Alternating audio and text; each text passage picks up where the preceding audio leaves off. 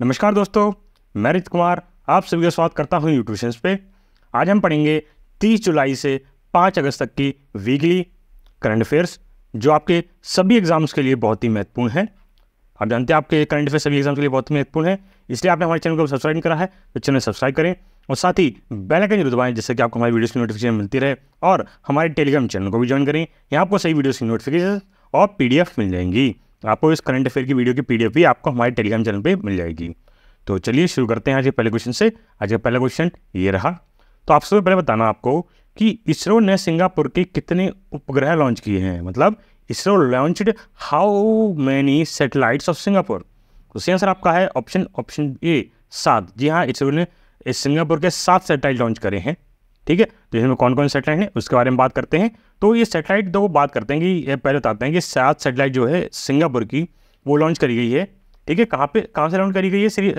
Shri Harikota space centre जो आपका आंध्र प्रदेश है वहाँ पे है। वहाँ से आपके ये सैटेलाइट लॉन्च करी है इसरो द्वारा, और ये सुबह 6 बजे 30 जुलाई को लॉन्च करी गई थी। तो डेट भी रखेंगे, 30 जुलाई को हमने लॉन्च करी थी सुबह 6:30 बजे। ठीक है, और इसे लॉन्च किस रॉकेट से किया गया था? तो रॉकेट का नाम है PSLV C56 रॉकेट से लॉन्च करा गया था इसको। और ये PSLV की 58th फ्लाइट है, मतलब ये 58th उड़ान है। PSLV जो रॉकेट है हमारा, पोलर सैटेलाइट लॉन्च व्हीकल, इसे हम कहते हैं पोलर सैटेलाइट लॉन्च व्हीकल भी कहते हैं PSLV को। ठीक है, ये फुल फॉर्म है, याद रखिएगा, पोलर सैटेलाइट लॉन्च व्हीकल कहते हैं इसको। ठीक है, वहीं आपको बता दें इसमें से जो 7 आपकी सैटेलाइट थी उसमें से जो मोस्ट इंपॉर्टेंट सैटेलाइट थी वो थी 360 किलो की DSASAR सैटेलाइट जो होती है ना आपकी, वो इंपॉर्टेंट बहुत महत्वपूर्ण सैटेलाइट थी सिंगापुर के लिए। ठीक है, तो ये मान लीजिए एक मेन सैटेलाइट जो थी यही थी, बाकी 6 ऐसी ही थी। ठीक है, और अदर 6 सैटेलाइट कौन थी? ARCD, वेलोक XM, स्कून्स 2, लूनन, गैलेक्सियाई 2, ORB 12, स्ट्रीडर। ये सब क्या है? ये सैटेलाइट्स के नाम हैं जो टोटल इसरो ने लॉन्च किए हैं 7 के 7। ठीक है, चलिए फिर आगे बढ़ते हैं। आपको इसरो के बारे में बता दें। इसरो की आप जानते हैं, इसरो फुल फॉर्म है इंडियन स्पेस रिसर्च सेंटर। इसकी जो स्थापना था ये आपसे फाउंड किया गया था 15 अगस्त 1969 को। और किसके द्वारा स्थापित किया था? ये क्या था? फाउंड किया गया था विक्रम साराभाई द्वारा। ठीक है, और इसका हेडक्वार्टर बेंगलुरु कर्नाटका के अंदर है। और इसके चेयरमैन है, करंट चेयरमैन जो है भी S सोमनाथन जी हैं। ठीक है, तो याद रहेगा आपको, बहुत इंपॉर्टेंट है।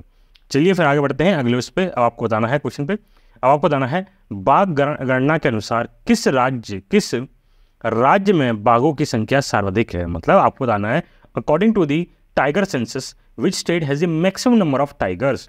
तो सही आंसर आपका है ऑप्शन P मध्य प्रदेश। जी हाँ, मध्य प्रदेश में सबसे ज़्यादा टाइगर पाए जाते हैं, या कहते हैं कि आपके बाघ पाए गए हैं। अभी जो सेंसस हुआ ना, जो गणना हुई टाइगरों की गिनती हुई है उसमें। तो इसके बारे में आपको बता दें कि इंटरनेशनल टाइगर डे होता है। आपका कब होता है इंटरनेशनल टाइगर डे? तो इंटरनेशनल टाइगर डे है जो आपका होता है 29 जुलाई को होता है। ठीक है, हर साल 29 जुलाई को हम इंटरनेशनल टाइगर डे मनाते हैं, और ये 2010 से शुरू किया गया था। ठीक है, 2010 में इसकी शुरुआत हुई थी और हर साल 29 जुलाई को इसको मनाया जाता है। वहीं 9 अप्रैल 2023 को ही, कुछ खास बता रहा हूँ आपको, 9 अप्रैल 2023 को ही हमने 50 साल पूरे करे हैं प्रोजेक्ट टाइगर के, है ना। ये प्रोजेक्ट टाइगर क्या था? तो इसके बारे में बता दें। प्रोजेक्ट टाइगर वो प्रोजेक्ट था जिसके साथ हमने क्या है, टाइगर जो बाघ हैं उनकी संरक्षण शुरू करी थी, उनकी आपको बचाना शुरू करा था, उनकी जनसंख्या को बढ़ाने का प्रयास करना शुरू कर दिया था। ठीक है, और ये कहाँ पे है? मैसूर के अंदर ही शुरू किया गया था नरेंद्र मोदी द्वारा। मतलब नरेंद्र मोदी ने बताया गया था इस चीज़ को कि मैसूर में बताया गया कि 9 अप्रैल 2023 को टाइगर प्रोजेक्ट को पूरे 50 साल हो गए थे। ठीक है, अब जो टाइगर पॉपुलेशन है वो अब लगभग 3167 हो गई 2023 के टाइम, अब उस टाइम बता रहे हैं, जो कि कैमरा ट्रैप एरिया, मतलब जहाँ इतने कैमरे लगे थे ना उनसे काउंटिंग की गई थी कि यार यहाँ पे इतने टाइगर ही हैं। पर रियल काउंटिंग नहीं गई थी, खाली कैमरों देख के काउंटिंग कर ली गई थी। पर अभी जो काउंटिंग आई है, जो अभी मतलब अभी करी हाल ही में करी गई है, सेंसस जो किया गया है, इसमें अब जो जनसंख्या है बढ़ के 3682 हो गई टाइगरों की। मतलब अब जो हमारे देश में बाघों की संख्या है वो 3682 हो गई है। वहीं यार कंपेयर कर 2018 की कंपेयर में, तो 2018 में सिर्फ 2967 थी।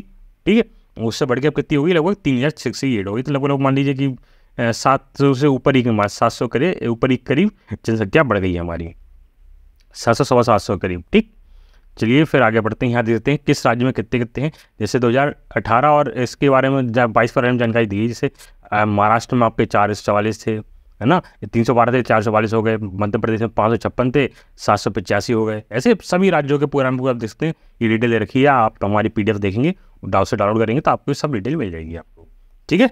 चलिए फिर आगे बढ़ते हैं अगले क्वेश्चन पे। अब आपको बताना है वर्ल्ड सिटीज़ कल्चर फोरम में शामिल होने वाला पहला भारतीय शहर कौन सा बन गया है। तो which has become the first Indian city to include in the world cities culture forum. तो सही आंसर आपका है ऑप्शन सी, बेंगलोर। जी हाँ, बेंगलोर वो पहला सिटी बन गया है जो वर्ल्ड सिटीज़ कल्चर फोरम में शामिल हो गया है। चलिए इसके बारे में बात करते हैं थोड़ी सी। तो आपको बता दें वर्ल्ड सिटीज़ कल्चर फोरम जो है एक ग्लोबल नेटवर्क है जिसको सिटीज़ का, है ना, जिसके तहत क्या है वो एक्सप्लोर करते हैं कल्चर इन फ्यूचर पॉसिबिलिटी, मतलब फ्यूचर के हिसाब से उसको क्या है संस्कृति की भूमिका का पता करते हैं उसके तहत एक मतलब एक पूरा प्लेटफॉर्म तैयार करते हैं यहाँ पे, ठीक है। एक वैश्वीकरण है जिससे विश्व भविष्य की समृद्धि में संस्कृति की भूमिका पता लगता है, इसलिए ये आपका वर्ल्ड सिटीज़ कल्चर फोरम आपका ही बनाया गया है।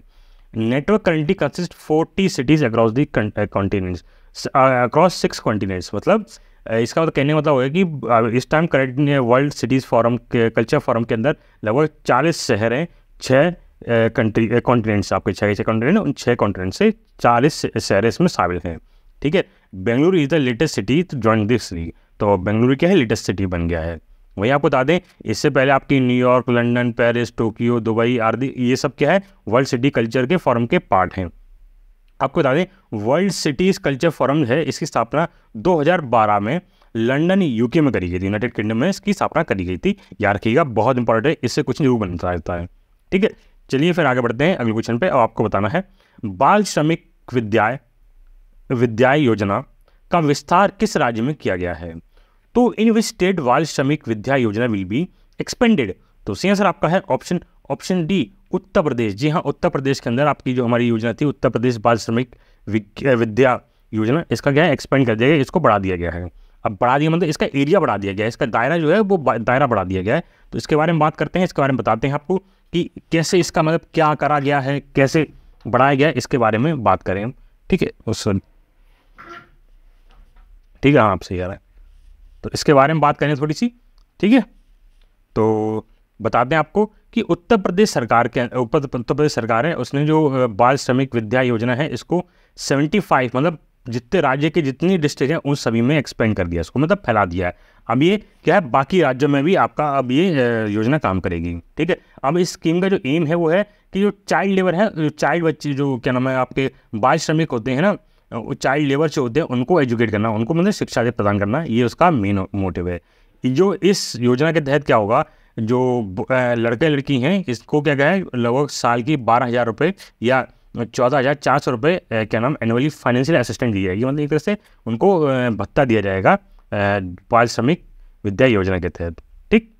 चलिए फिर आगे बढ़ते हैं अगले क्वेश्चन पे। आपको बताना है कारगिल इन वर्ड्स ऑफ द ट्रेवलर पुस्तक के लेखक कौन है। तो सही आंसर आपका है ऑप्शन ए, ऋषि राज। जी हाँ, ऋषि राज द्वारा ये कारगिल एक यात्री की जुबानी ये पुस्तक का है नाम है, ये इनके ऋषि राज द्वारा ये पुस्तक रखी गई है, ठीक है। चलिए फिर आगे बढ़ते हैं अगले क्वेश्चन पे। अब आपको बताना है अमेजॉन इंडिया ने अपना पहला फ्लोटिंग स्टोर किस झील में खोलेगा। तो Amazon India will open it's first floating store in which lake. तो सही आंसर आपका है ऑप्शन बी, डल लेक जो है ना, डल लेक आपके श्रीनगर में है, वहाँ पे आपका ये अमेजॉन का फ्लोटिंग स्टोर खोलेगा, ठीक है। तो इसके बारे में बता दें I have space delivery programme, मतलब I have space delivery programme ये एक इनिशिएटिव है अमेजॉन इंडिया द्वारा, जिसके तहत ये क्या करेंगे कि ये फर्स्ट फ्लोटिंग स्टोरेज बनाएंगे जम्मू कश्मीर की डाल लेक के अंदर, श्रीनगर के अंदर। जैसे बता दें श्रीनगर में डाल लेक है आपकी, वहाँ पे क्या है ये फ्लोटिंग लेक बनाएंगे, तो मतलब वहाँ पर स्टोर बनाएंगे जिसपे तहत क्या गया है लोगों को डिलीवरी पर सामान पहुँचाया जाएगा, ठीक है। तो स्टोर ओपन करा जाएगा, एक हाउस बोट मतलब एक बोट बनाई जाएगी, उस पर सामान आपका पूरा डिलीवरी का सामान रख दिया जाएगा, और जो कस्टमर्स हैं उनके अमेजॉन के उनके जो प्रोडक्ट हैं वो श्रीनगर में पहुँचाए जाएंगे हर दिन, ठीक है, हर दिन पहुँचाए जाएंगे। चलिए फिर आगे बढ़ते हैं अगले क्वेश्चन पे। आपको बताना है IUCN द्वारा दक्षिण एशिया का पहला प्रायोजित अस्तित्व केंद्र किस देश में खोला गया जाएगा? तो आपको बताना है south Asia's first species survival centre will be open by IUCN in which country? तो सी आंसर आपका है ऑप्शन सी इंडिया। जी हाँ, भारत के अंदर ये आपका खोला जाएगा आपका, ठीक है, प्रजाति अस्तित्व केंद्र खोला जाएगा ये, ठीक है। तो इसके बारे में बात करें तो आपको बता दें IUCN द्वारा स्पीसीज सर्वाइवल कमीशन जो है इसका ये पार्टनरशिप करेगा किसके साथ? Wild life trust of India के साथ पार्टनरशिप करेगा, जिसके तहत ये पहला स्पीसीज सर्वाइवल सेंटर खोलेंगे साउथ एशिया के अंदर, ठीक है। और आपको बता दें ये वर्ल्ड का 10वां स्पीसीज सर्वाइवल सेंटर होगा और साउथ एशिया का पहला होगा, ठीक है। वहीं आपको बता दें ये स्पीसीज सर्वाइवल सेंटर जो है वो हेल्प करता है recovery of endangered species India, मतलब जो भारत में विलुप्त प्रजातियां जो होती हैं, मतलब विलुप्त कगार पे आ गई हैं, उनको क्या है पुनर्प्राप्ति किया या फिर कहते हैं उनको दोबारा से क्या नाम है प्राप्ति के लिए उनकी हेल्प करता है, उनकी मदद करता है, ठीक है। चलिए फिर आपको और बता दें IUCN को फुल फॉर्म क्या है? तो IUCN जो है इसकी फुल फॉर्म है international union for conservation of nature, ये इसकी फुल फॉर्म है। इसका आपकी एक इंटरनेशनल ऑर्गेनाइजेशन है, ठीक है, याद रखिएगा। ये काम करती है work towards conservation of nature, मतलब प्रकृति के संरक्षण की दिशा में काम करता है ये। इसकी स्थापना 1948 में की गई थी और इसका हेडक्वार्टर ग्लैंड जो जगह है स्विट्जरलैंड के अंदर वहाँ पे इसका है, ठीक है। चलिए फिर आगे बढ़ते हैं अगले क्वेश्चन पे। आपको बताना है किसानों के लिए यूरिया गोल्ड किसने लॉन्च किया है? तो सी आंसर आपका है ऑप्शन डी नरेंद्र मोदी। जी हाँ, नरेंद्र मोदी द्वारा एक नया टाइप का यूरिया लॉन्च किया गया है जिसका नाम है यूरिया गोल्ड, ठीक है। तो अभी क्या है यूरिया गोल्ड, इसके बारे में बात करते हैं थोड़ी सी। तो इसके बारे में बता दें कि जैसे मैंने बताया एक नई टाइप का यूरिया गोल्ड लॉन्च किया गया है राजस्थान के अंदर। जो राजस्थान विजिट कर रहे थे पीएम मोदी जी, वहाँ पे इसकी घोषणा करी। आपको बता दें जो नया यूरिया है ना वो कोटेड होगा गोल्ड सल्फर से, मतलब आपका हल्का सा यूरिया पहले होता था व्हाइट यूरिया होता था, अब क्या हल्का सा पीला पीला और सल्फर से लिप्त क्या नाम है कोटेड होगा, मतलब कवर होगा ये। इससे फ़ायदा क्या होगा? तो इससे फ़ायदा क्या होगा, इससे क्या जो हमारी जो सॉइल है उसमें जो क्वालिटी है उसकी अच्छी होगी और साथ ही में जो फार्मर है उसका एक्सपेंस है, जो उसका एक्सपेंसेस होंगे उसको कम कर दिया जाएगा, खर्च कम हो जाएगा। क्यों? इसलिए क्योंकि जो यूरिया है गोल्ड यूरिया है इसका इस्तेमाल कम होगा, ठीक है। बाकी नॉर्मल यूरिया के मुकाबले इसका इस्तेमाल किया जाएगा और इससे क्या है जो आपकी जो फसल होगी उसका उत्पादन भी अच्छा होगा, मतलब फसल भी अच्छी होगी आपकी इस यूरिया के तहत, ठीक है। ठीक, चलिए फिर आगे बढ़ते हैं। अब आपको बताना है ULLES मोबाइल ऐप किसने लॉन्च किया है? तो उल्लास मोबाइल ऐप कहते हैं इसे, उल्लास।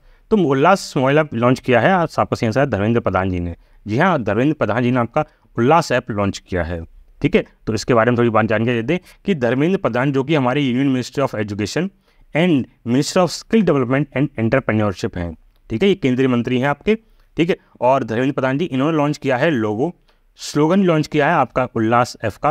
तो इसका स्लोगन क्या है? जन जन संस्कार, ठीक है। क्या है आपका क्या नाम का उल्लास है जन जन संस्कार साकार है ना। तो इसका ये लोगो है आपका, वो सॉरी स्लोगन है आपका, याद रखिएगा, बहुत इंपॉर्टेंट है। और एक मोबाइल ऐप भी लॉन्च किया है, इसका नाम है उल्लास, ठीक है। ये नव भारत साक्षरता कार्यक्रम जो है इसके और कहाँ पे इसके तहत लॉन्च किया गया है भारत मंडपम, जो आपने ये पता है नया एक म्यूजियम वो खोला गया है क्या नाम कॉन्फ्रेंस सेंटर प्रगति मैदान के अंदर न्यू दिल्ली में, ठीक है। चलिए और फिर आपको बता दें उल्लास की फुल फॉर्म क्या है। तो उल्लास की फुल फॉर्म है understanding long life learning of all in society, learning for all in society, ये फुल फॉर्म है आपकी उल्लास की। उल्लास जो ऐप है उसकी ये एक इनिशिएटिव है किसके लिए? रिवॉल्यूशनरीज एजुकेशन जो है लिटरेसी अक्रॉस नेशन, मतलब आपका एक रिवॉल्यूशन है लिटरेसी को साक्षरता दर को बढ़ाने के लिए पूरे भारत के अंदर, जिससे क्या है कि लर्निंग इकोसिस्टम तैयार किया जाएगा पूरे भारत के अंदर, ठीक है। चलिए फिर आगे बढ़ते हैं अगले क्वेश्चन पे। आपको बताना है निशा विस्वाल किस देश की वित्त एजेंसी की डिप्टी CEO बन गई हैं? तो Nisha Biswal has become the deputy CEO of which countries finance agency? तो सेम सर आपका है ऑप्शन ए USA। जी हाँ, USA की बन गई हैं आपकी कौन सी डिप्टी CEO बन गई हैं, ठीक है। तो इनके बारे में बता दें थोड़ा। तो निशा विस्वाल जो है वो अपॉइंट कर दी है chief executive officer of CEO का अपॉइंट कर दी गई जिसकी US international development finance corporation की, डेवलपमेंट फाइनेंस कॉर्पोरेशन की ये DFC की आपकी CEO अपॉइंट कर दी गई हैं, ठीक है। निशा देसाई बिस्वाल जो है, इनका पूरा नाम है निशा देसाई बिस्वाल, ये करंट अभी जो खाली वर्क कर रही हैं सीनियर वाइस प्रेसिडेंट है किसकी, international strategy and global initiative की at United States chamber of commerce के अंदर। ठीक है, चलिए फिर आगे बढ़ते हैं अगले क्वेश्चन पे। आपको बताना है मुख्यमंत्री कमांड सेंटर और सीएम डैशबोर्ड किस राज्य में लॉन्च किया गया है। तो सही आंसर आपका है ऑप्शन डी, उत्तर प्रदेश में। जी हाँ, उत्तर प्रदेश के अंदर आपका मुख्यमंत्री कमांड सेंटर और सीएम डैशबोर्ड लॉन्च किया गया है। तो इसके बारे में थोड़ी जानकारी दे दें तो उत्तर प्रदेश के जो मुख्यमंत्री हैं योगी आदित्यनाथ जी, इन्होंने आपका लॉन्च किया है command centre and CM dashboard, क्या इंश्योर करने के लिए जो लोग आपके उत्तर प्रदेश सरकार, जो उत्तर प्रदेश के लोग हैं उनको क्या नाम, आपको जो गवर्नमेंट स्कीम है और जो गवर्नमेंट सर्विस है उनका पूरा फ़ायदा मिल सके, इस चीज़ के लिए ये आपका कमांड सेंटर और डैशबोर्ड शुरू किया गया है। आपको बता दें करेंटली उत्तर प्रदेश में 588 स्कीम्स चल रही है 58 डिपार्टमेंट्स के, जो कि इसमें रजिस्टर्ड हैं। ठीक है, इस आपका कमांड सेंटर और सीएम डैशबोर्ड के अंदर रजिस्टर्ड है, इतनी स्कीम्स आपकी चल रही हैं 53 डिपार्टमेंट्स की।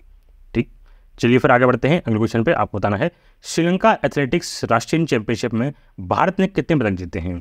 तो how many medals has India won in the Sri Lanka athletic national championship. तो सही आंसर आपका है ऑप्शन बी 14। जी हाँ, 14 मेडल जीते हैं आपने यहाँ पे। कितने 14 मेडल जीते हैं, तो इसके बारे में थोड़ी सी जानकारी बताते हैं आपको। तो भारतीय जो दल गया था क्या नाम है श्रीलंका के अंदर खेलने एथलेटिक नेशनल चैंपियनशिप, जिसमें क्या है भारत ने टोटल 14 मेडल जीते हैं।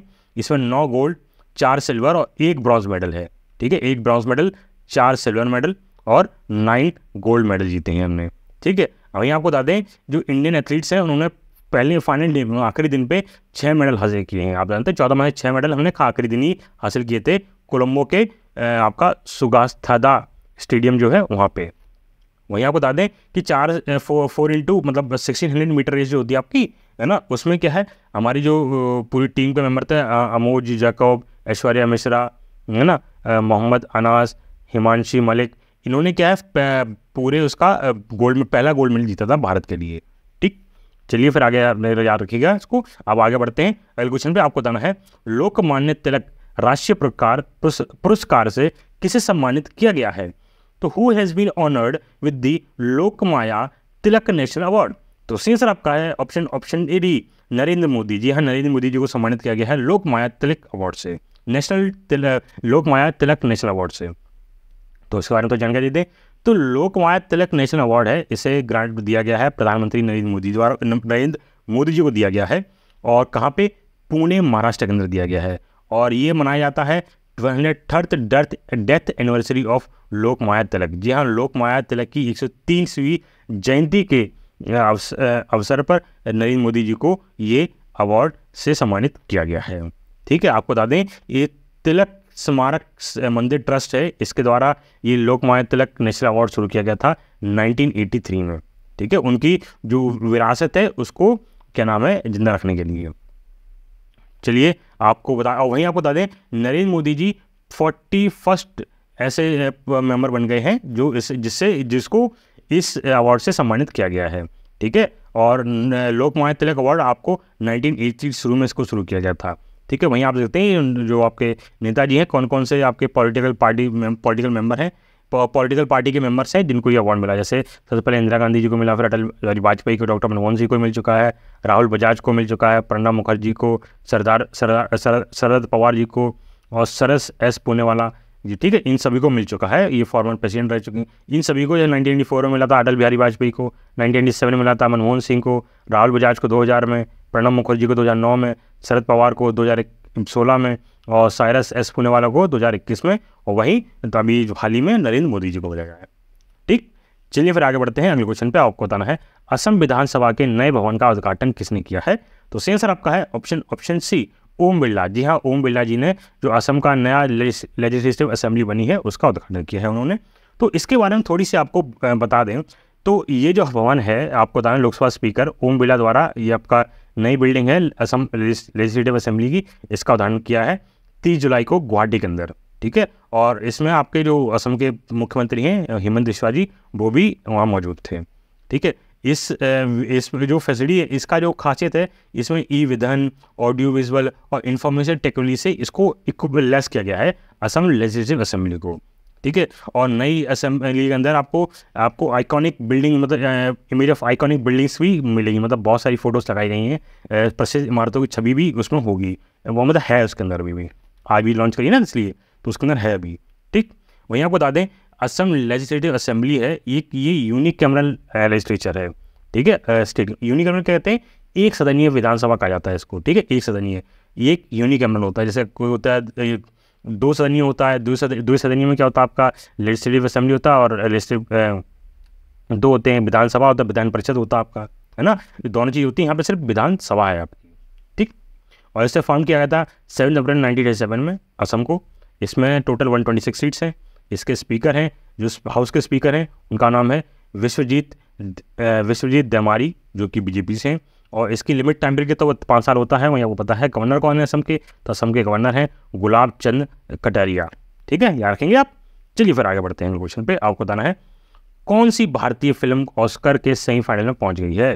तो सही आंसर आपका है ऑप्शन सी, चंपारण मटन। जी हाँ, चंपारण मटन एक लड़के से मूवी बनाई है, मूवी बनी है, इससे क्या है, ये ऑस्कर के सेमीफाइनल राउंड में पहुंच गई है, ठीक है। तो इसके बारे में बताते हैं कि ये जो पूरी जो मूवी है देश का नाम को रोशन करते हुए, जो चंपारण मटन जो है, जो मूवी है चंपारण मटन, ठीक है, ये इसे प्रोड्यूस किया गया है film and television institute of India द्वारा, FTIA द्वारा, एक पुणे में स्टार्ट करिए, पुणे में, ठीक है, पुणे बेस्ड एक कंपनी है, इसने ये पूरी मूवी आपकी बनाई है। और ये सेमीफाइनल्स में पहुंच गई है किस कैटेगरी के अंदर, तो ये कैटेगरी थी स्टूडेंट अकेडमी अवार्ड कैटेगरी के तहत, ये क्या है आपकी सेमीफाइनल्स में पहुंच गई ऑस्कर के अंदर।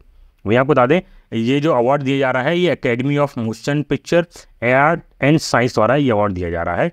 वहीं आपको बता दें डॉक्टर राजन उमा कृष्णन जो है, जो उन्होंने जो कि डायरेक्टर है मूवी के, उन्होंने बताया कि ये सेमीफाइनल में पहुंचते हुए उन्होंने 17 फिल्म को चूज़ करा।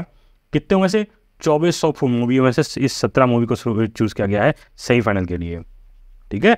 चलिए फिर आगे बढ़ते हैं अगले क्वेश्चन पे। आपको बताना है आपको बताया स्टैंडर्ड चार्टर्ड बैंक की रिपोर्ट के अनुसार 2030 तक भारत की प्रति व्यक्ति आय कितनी होगी। According to the report of Standard Chartered Bank what will be the per capita income of India by 2030। तो सही आंसर आपका है ऑप्शन ये $4,000। जी हाँ, हमारी 2030 तक हमारी पर कैपिटा इनकम लगभग $4,000 हो जाएगी, ठीक है। 4,000 मतलब आप मान लीजिए कि 1 लाख से ऊपर करीब हो जाएगी आपकी, ठीक है। तो 1 लाख नहीं, मतलब 3 लाख करीब हो जाएगी, 3,20,000 करीब हो जाएगी पर व्यक्ति, ठीक है। चलिए फिर आगे बढ़ते हैं अगले क्वेश्चन। अब थोड़ा आपको जानकारी देते हैं कि ये स्टैंडर्ड चार्टर्ड इंडिया है, इसने एक रिसर्च टीम है, इन्होंने बताया है कि भारत के लगातार अपनी इकोनॉमी बढ़ रही है, भारत की इकोनॉमी लगभग बढ़ रही है और इकोनॉमी लगभग 2030 तक ये $6 ट्रिलियन की इकोनॉमी हो जाएगी भारत की। भारत की इकोनॉमी 2030 तक $6 ट्रिलियन की इकोनॉमी हो जाएगी, जिसके तहत क्या है हमारी पर कैपिटा इनकम भी बढ़ेगा, साथ ही रॉबस्ट स्ट्रक्चर ग्रोथ आपका मिलेगी भारत के अंदर। तो पर कैपिटा इनकम बढ़ गई कितनी रहेगी, 4,000, जब जैसे कि मैंने ये बताया है $4,000 हो जाएगी, ठीक है, पर कैपिटा इनकम। तो उस हिसाब से ये अच्छी बात है, ये अच्छी बात है कि हमारी ग्रोथ बढ़ रही है, इससे हमारा क्या है लोगों का वो भी बढ़ेगा, ग्रोथ बढ़ेगी लोगों का, हमारा लिविंग स्टैंडर्ड बढ़ेगा, सब कुछ बढ़ेगा धीरे धीरे, ठीक है। चलिए वहीं आपको बता दें India stable micro economic environment further री इन्फोर्सेस पोजिशन लीडिंग ग्लोबल इकोनॉमी। मतलब ये कहने का कि भारत जिस हिसाब से माइक्रो इकोनॉमिक एनवायरनमेंट जो बना रहा है, इसके तहत क्या है भारत की जो ग्लोबल क्या है एक लीडिंग ग्लोबल इकोनॉमी बन जाएगी पूरे विश्व की। आपको पता है भारत 2030 तक वर्ल्ड की 3rd लार्जेस्ट इकोनॉमी बन जाएगा, ठीक है। इसके ऑफर ये 3rd नंबर पर है, 2nd नंबर पर कौन रहेगा आपका US रहेगा और 1st नंबर पर चाइना रहेगा, ठीक है। चलिए फिर आगे बढ़ते हैं। ये आप देखो मैप से सकते हो ये कैस कहाँ से क्या आ रहा था, जो भारत की रैंक 2092 में आपकी किसी ने काउंट करोगे 1 2 3 4 5 6 7 8 2092 में हम 8 रैंक पे थे। फिर 2000 में हम 2002 में बढ़ के हमने क्या कर लिया अपनी रैंक सारी 30 नंबर पे कर ली और 2028 तक हम तीसरे रैंक पे रहेंगे, ठीक है। ये आप ऐसा समझिए, ये मतलब आप मान लीजिए कि ये दर्शा क्या रहा है, कलर जो है वो कलर दर्शा रहा है एशिया, मतलब उसके कॉन्टिनेंट को, जैसे ना जैसे आपका एशिया, यूरोप, अमेरिका, रशिया, इस सभी को दर्शा रहा है ये, ठीक है। एशिया में ये चाइना में ये कलर जो है पिंक कलर जो है चाइना को, एशिया को दर्शा रहे हैं, ग्रीन कलर आपको यूरोप को दिखा रहे हैं, है ना, और आपका रशिया, ग्रीन कलर रशिया को दर्शा रहा है। तो इसमें देखा गया कि इकोनॉमी कौन कितनी बढ़ेगी, कैसे इंक्रीज होगी, ये आप देख सकते हैं इसमें। अभी हम क्या नाम देखा जाए तो अभी 5वें नंबर पे हम, हमारी जो ग्रोथ रेट है वो कंपनी इकोनॉमी जो है वर्ल्ड की 5th लार्जेस्ट इकोनॉमी है, पर हम इसको करते करते इंक्रीज करते करते जो 28 तक हम 3 नंबर पर पहुँच जाएंगे। ठीक है, 3 नंबर पर पहुँच जाएंगे। चलिए फिर आगे बढ़ते हैं। अगले क्वेश्चन पे आपको बताना है सैन्य नर्सिंग सेवा के अतिरिक्त महानिदेशक के रूप में किसे नियुक्त किया गया है। तो आपको बताना है who has been appointed as the additional director general of in military nursing service. तो सही आंसर आपका है ऑप्शन बी अमिता रानी। जी हाँ, फोटो देखते हैं, lieutenant general director general Amita Rani ji ये अपॉइंट कर दी गई हैं मिलिट्री नर्सिंग सर्विस की। ठीक है, चलिए फिर आगे बढ़ते हैं अगले क्वेश्चन पे। आपको बताना है 5वां विश्व कॉफ़ी सम्मेलन कहाँ आयोजित किया जाएगा। तो सही आंसर आपका है ऑप्शन सी बेंगलोर के अंदर। जी हाँ, बेंगलोर के अंदर आपका ये आपका 5वां विश्व कॉफ़ी समिट जो 5th वर्ल्ड कॉफ़ी कॉन्फ्रेंस ये आपकी वो आपका आयोजित की जाएगी बेंगलोर के अंदर। ठीक है, और कब आयोजित की जाएगी, ये 25 सितंबर से 28 सितंबर तक आयोजित की जाएगी। ठीक है, और सबसे इम्पॉर्टेंट जो मोस्ट इम्पॉर्टेंट चीज़ आपकी है वो है आपकी थीम। वो क्या है, sustainability through circular economy and regenerative agriculture. ये क्या है, ये जो है इसकी थीम है। ठीक है, याद रखिएगा, बहुत इंपॉर्टेंट है ये। चलिए फिर आपको तो जानकारी दें इसको और बता दें। इस पर इंडिया होस्ट करेगा वर्ल्ड कॉफ़ी कॉन्फ्रेंस पहली बार एशिया के अंदर। ठीक है, और वहीं इस जो कॉफ़ी समिट होगा इसके जो ब्रांड एम्बेसडर हैं वो कौन होंगे, हमारे टेनिस प्लेयर रोहन बोपन्ना जी। ठीक है, और वहीं आपको बता दें इसमें आप manufacturers, exporters, policy makers, researchers, लगभग 80 देशों से लोग पार्टिसिपेट करेंगे इसके वर्ल्ड कॉफ़ी कॉन्फ्रेंस में। ठीक है, और वहीं आपको बता दें कॉफ़ी दुनिया की सबसे ज़्यादा अधिक कारोबार करने वाली वस्तु है आपकी। पता पूरी दुनिया में सबसे ज़्यादा कारोबार कौन करता है, कॉफ़ी करता है। वहीं आपको बात करें भारत में, तो भारत में कर्नाटका अकेला 70% क्या है, कॉफ़ी का प्रोडक्शन करता है। वहीं दूसरे नंबर पे आपका केरल आता है और तीसरे नंबर पे कौन आता है, तमिलनाडु 21% और 5% के साथ। ठीक, चलिए फिर आगे बढ़ते हैं क्वेश्चन पे। आपको बताना है भारत का पहला स्वदेशी रूप से विकसित MRI स्कैनर कहाँ लॉन्च किया गया है। तो सही आंसर आपका है ऑप्शन ए न्यू दिल्ली में। जी हाँ, न्यू दिल्ली में इसको लॉन्च किया गया है। ठीक है, तो इसके बारे में जानकारी दे दें कि हमारे जो यूनियन मिनिस्टर हैं state for science and technology doctor Jitendra Singh, इन्होंने लॉन्च किया है भारत की पहली इंडिजीनियसली हाई फील्ड मतलब 1.5 tesla next generation magnetic resonance imaging मतलब MRI इसे कहते हैं, ये लॉन्च किया, MRI स्कैनर लॉन्च किया न्यू दिल्ली के अंदर।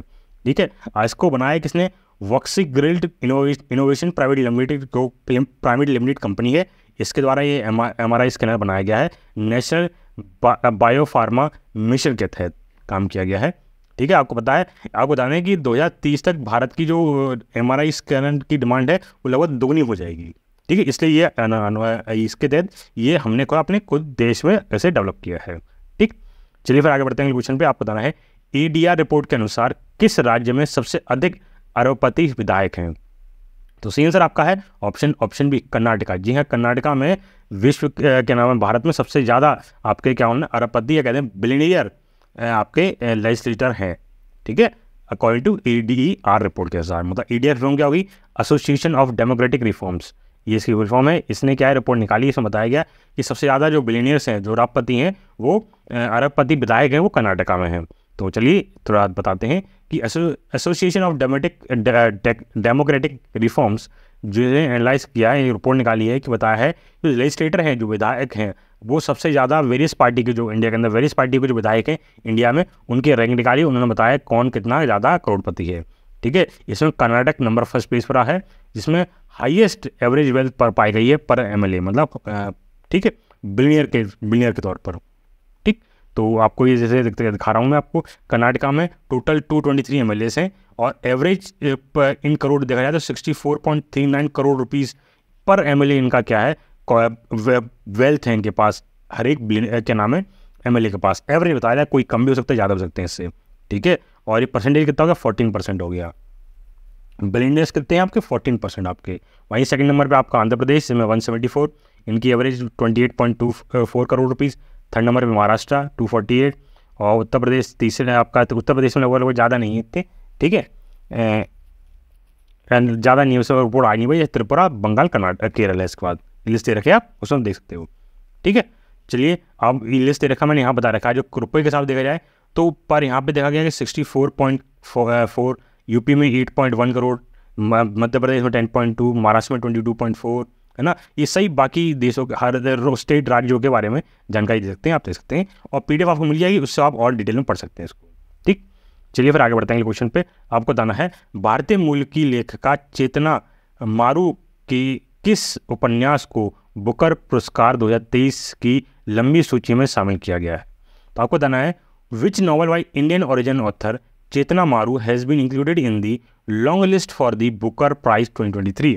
तो सही आंसर आपका है option B, the western lane. जी हाँ, जो इनकी पुस्तक है दी वेस्टर्न लेन, ये इसको क्या नाम है आपका जो बुकर प्राइज है उसकी लंबी सूची में शामिल किया गया है। ठीक है, तो इसके बारे में बात करते हैं। तो आपको बता दें जो बुकर प्राइज 2023 की जो लॉन्ग लिस्ट है उसमें 13 वर्क्स की जो है उसमें इंक्लूड किया गया है चेतना मारू की नॉवल वेस्टर्न लेन को। आपको बता दें ये London based Indian origin author हैं जिनका नाम चेतना मारू है, इनकी वो नॉवल है वेस्टर्न लेन, और इसको इंक्लूड किया है 23rd Booker prize long list के अंदर। ठीक है, तो चलिए फिर आगे बढ़ते हैं और बताते हैं कि जो बुकर रिवॉल्व्स है, ये बुक पूरे घूमती स्टोरी है इसकी, वो स्टोरी घूमती है 11 साल की लड़की के ऊपर, लड़की की जिसका नाम गोपी है, और जो अपने फैमिली के क्या नाम है उसके संबंध कैसे हैं उसके परिवार के साथ, उसके ऊपर पूरी ये स्टोरी बनाई है आपकी। ठीक है, वही आपको बता दें इस जो पुरस्कार है इसकी स्थापना 1969 में करी गई थी, और इसी साल ही इसको अवार्ड दिया गया था पहली बार। ठीक, चलिए फिर आगे बढ़ते हैं अगले क्वेश्चन पे। आपको बताना है राष्ट्रपति द्रौपदी मुर्मू ने उन्मेष और उत्कर्ष महोत्सव का उद्घाटन कहाँ किया है। तो सही आंसर आपका है ऑप्शन ए, भोपाल में। जी हाँ, भोपाल के अंदर आपका उन्मेष और उत्कर्ष फेस्टिवल का उद्घाटन किया है द्रौपदी मुर्मू जी ने।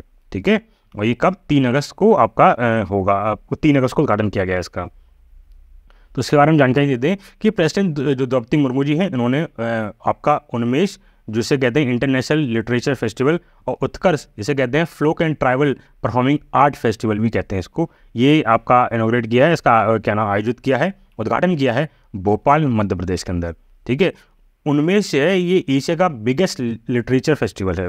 ठीक है, जिसे 3 से 6 अगस्त तक मनाया जाएगा। वहीं आपको बता दें इसका जो फर्स्ट एडिशन है वो शिमला में शुरू किया गया था 2022 के अंदर। ठीक, चलिए फिर आगे बढ़ते हैं। आपको बता दें इस जो फेस्टिवल होगा इसमें लगभग 575 राइटर्स आएंगे जो लगभग 100 भाषाओं के अंदर जो 100 भाषाओं में जो लिखेंगे, अपनी पुस्तक लिखेंगे, और लगभग ओवर 75 जो पार्टिसिपेंट आएंगे पूरे उन्मेष फेस्टिवल के अंदर। वहीं आपको बता दें इस फेस्टिवल के तहत भारत के राइटर्स हैं उसको भारत में लगभग 13 देशों से लोग आएंगे इस फेस्टिवल में पार्टिसिपेट करने के लिए। इसमें लगभग 800 आर्टिस्ट 336 स्टेट से आएंगे और यूनियन टेरिटरीज आएंगे पूरे भारत में से। ठीक है, वो उत्कर्ष फेस्टिवल और display folk tribal performance art भी वहाँ पे करेंगे। ठीक, चलिए फिर आगे बढ़ते हैं अगले क्वेश्चन पे। आपको बताना है अमृत वृक्षा आंदोलन ऐप किस राज्य में लॉन्च किया गया है। तो सही आंसर आपका है ऑप्शन सी, असम के अंदर। जी हाँ, असम के अंदर अमृत वृक्षा आंदोलन ऐप लॉन्च किया गया है। तो इसके बारे में जानकारी दे दें कि असम के जो CM हैं मुख्यमंत्री हैं हेमंता विश्व शर्मा जी, इनके द्वारा अमृता वृक्षा आंदोलन वेब पोर्टल और मोबाइल एप्लीकेशन दोनों को लॉन्च किया है। ठीक है, इसका जो टारगेट है कि वो 17 सितंबर को लगभग 1 करोड़ पौधे लगाएं। ठीक है, वहीं इसका जो मेन ऑब्जेक्टिव है वो ऑब्जेक्टिव है कि राज्य की हरित अर्थव्यवस्था को बड़ो बढ़ावा देना, मतलब एक बिग बूस्ट देना green economy in the state. भाई आपको बता दें इसके लगभग 40 लाख मेंबर्स काम करेंगे इसमें, इस परियोजना के लिए 40 लाख मेंबर्स काम करेंगे वुमेन सेल्फ हेल्प ग्रुप के द्वारा। ठीक है, पूरे राज्य के अंदर पौधे लगाने में। ठीक, चलिए फिर आगे बढ़ते हैं क्वेश्चन पे। आपको बताना है आदि पेरुक्कू त्यौहार किस राज्य में मनाया जाता है। तो सही आंसर आपका है ऑप्शन डी, तमिलनाडु में। जी हाँ, आदि पेरुक्कू जो फेस्टिवल है इसे मानसून फेस्टिवल कहा जाता है, ऑफ गॉडेस कहा जाता है इसको। ठीक है, तो इसके बारे में बता दें आदि पेरुक्कू एक तमिल समुदाय का एक शुभ त्यौहार माना जाता है इसको, वहीं इसे ज़्यादातर तमिलनाडु में मनाया जाता है फेस्टिवल। और आदि पेरुक्कू एक इसे साथ ही साथ इसे आदि पेरुक्कू को आपका पथिनेट्टम पेरुक्कू भी कहा जाता है, इसका दूसरा नाम भी है इसका। ठीक है। इस त्यौहार को क्या नाम है, ये जो फेस्टिवल है, इसे मानसून के प्रति अपना सम्मान प्रकट या आभार प्रकट करने के लिए ये मनाया जाता है। इसमें वो मदर नेचर है, इसकी पूजा करी जाती है, और क्या नाम है, प्रकृति है ना, और इस दिन अम्मा देवता, अमन डेटीज होता है, उसका देवताओं की पूजा करी जाती है जो प्रकृति से संबंधित है आपकी। ठीक है, चलिए फिर आगे बढ़ते हैं अगले क्वेश्चन पे। आपको बताना है ओबीसी के उपवर्गीकरण की जांच के लिए गणित रोहिणी आयोग ने अपनी रिपोर्ट किसे सौंपी है? तो सही आंसर आपका है ऑप्शन ए, राष्ट्रपति जी को। जी हाँ, जो कोई रोहिणी कमीशन है जो इसने पे रिपोर्ट है और ओबीसी की सब कैटेगराइजेशन पे ये रिपोर्ट सौंप दी है और राष्ट्रपति जी को सौंप दी गई है। तो इसके बारे में बता दें कि ये इसके जो रोहिणी ग्रुप है, इसकी जो हेड थी वो थी जस्टिस जी रोहिणी द्वारा क्या नाम है, ये इसके अध्यक्ष थी और इन्हीं के ऊपर ये कमीशन का नाम रखा गया था। ठीक है, बताते हैं इस रिपोर्ट ने लगभग 6 साल के बाद ये आपकी रिपोर्ट पेश की है, और इस टाइम में लगभग इसका टाइम 14 बार इसको बढ़ाया गया था, टाइम को एक्सटेंड करा गया कि वो रिपोर्ट ला ही नहीं पा रहा था, मतलब हमें और टाइम चाहिए और टाइम चाहिए और टाइम चाहिए। इस चक्कर में इसको 14 बार इसको एक्सटेंड किया गया और 6 साल बाद ये रिपोर्ट सबमिट करी गई है। ठीक है, इस रिपोर्ट के तहत कहा गया है कि ओबीसी में 3 से 4 कैटेगरीज बनाई जाए। ठीक है, और बताया जाता है कि 48 कास्ट को ही लगभग 50% रिजर्वेशन मिलता है। सिर्फ ओबीसी में 58 कास्ट को ही ये रिजर्वेशन मिल पाता है ओबीसी का, बाकी को नहीं मिल पाता। इस कारण ये किया गया था। वो 1000 caste did not get a chance even once in 30 years, और लगभग 3000 ऐसी जातियां हैं ओबीसी के तहत जिनको 1% का भी फायदा नहीं मिला है इस कोटा से। ठीक है, ओबीसी में करंटली 27% का रिजर्वेशन है एजुकेशन और जॉब के अंदर, सेंट्रल गवर्नमेंट के अंदर। ठीक है, 27% का कोटा मिल रखा है ओबीसी को। चलिए फिर आगे बढ़ते हैं अगले क्वेश्चन पे। आपको बताना है हाउ प्राइम मिनिस्टर डिसाइड, पुस्तक के लेखक कौन है? तो सही आंसर आपका है ऑप्शन बी, नीरज चौधरी। जी हाँ, नीरज चौधरी आपके राइटर हैं और ऑथर हैं हाउ प्राइम मिनिस्टर डिसाइड इसके। ठीक है, चलिए फिर आज के लिए इतना रखते हैं। अगर आपको वीडियो अच्छी लगी हो तो वीडियो को लाइक जरूर करें, जैसे कि हमें अच्छा लगे, हमें थोड़ी सी मोटिवेशन मिले, और साथ ही वीडियो को शेयर भी करें जिससे ये बाकी लोगों के पास भी पहुंच सके, और हमें कमेंट जरूर करें।